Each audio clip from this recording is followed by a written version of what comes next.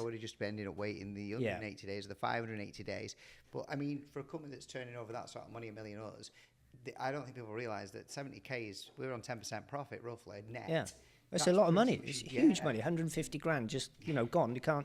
What do you do with that? So we approached it methodically, as you said, took the emotion out. I'm not very emotional guy, emotionally detached. I've been described a few times, okay, which has its benefits as a finance guy. But we broke it down. We looked at we actually turned it around. I said, what's Evolon's concerns? Well, Evolon's concerns is they're exposed. So let's be fair to Evolon, that they believe they're now exposed because they've been given some new information. And that new information... Just to jump in there so our audience know what that means. Exposure. Yeah, okay, yeah. So you mentioned you take a deposit. Yep. And yours quite small. But if it was bigger deposits and lots of them, that credit card company takes the money on the credit card and gives it to you. And it's a deposit for something a service you're going to provide or a product you're going to provide, in this case, boilers. If you don't turn up and give that customer the boiler, they can phone their credit card company and say, I want my deposit money back because they've done me over. Then, even though they've paid you the money, Evolon would need to fork out all that money back to their credit card holders. So... And then they retract that from me, hopefully. They will then come after you. So if they look at you and say you're not a multi-million-pound company with multi-million-pound profits, there's a risk that they won't get that money back, which is why they then have a reserve.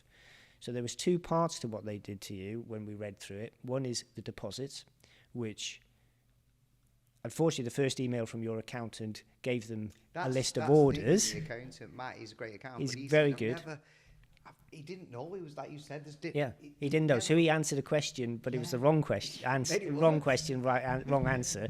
So when he sent some information and they came up with 150 grand. But when we actually took relatively simple steps to present to Evolon the facts of how much deposits you were taking and how little that exposure was, £1,000, they were quite reasonable and said, okay, based on this new information, we will get rid of the 120. But you would never have known to ask. What was it? 100%. What was bizarre about that, Richard? Because it's bringing back horrible memories, this, by the way.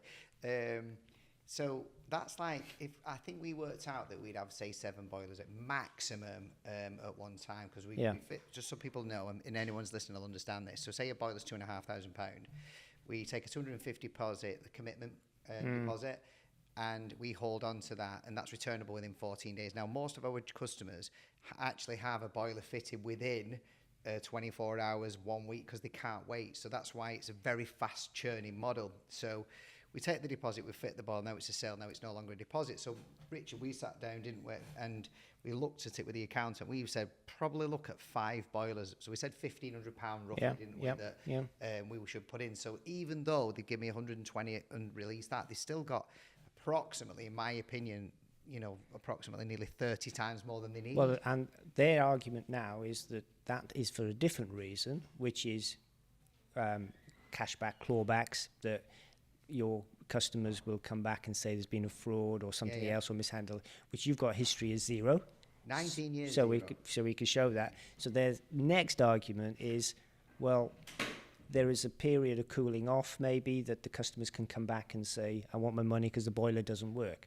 So I think the next stage for you is to go to that next level and show to Evolon, look at our contracts, look at the boilers we've fitted. There is no reason for these to come back to us. Therefore, there's nothing they can claim because they're fitted, they're working. There's no guarantee. There's no Bosch. There's guaranteed by Bosch, not you. Yeah. So there's no scenario where they can claim money back on their credit card. If you can present that to them, and then worst case scenario, they should start staggering down the 30,000, but you should get that back.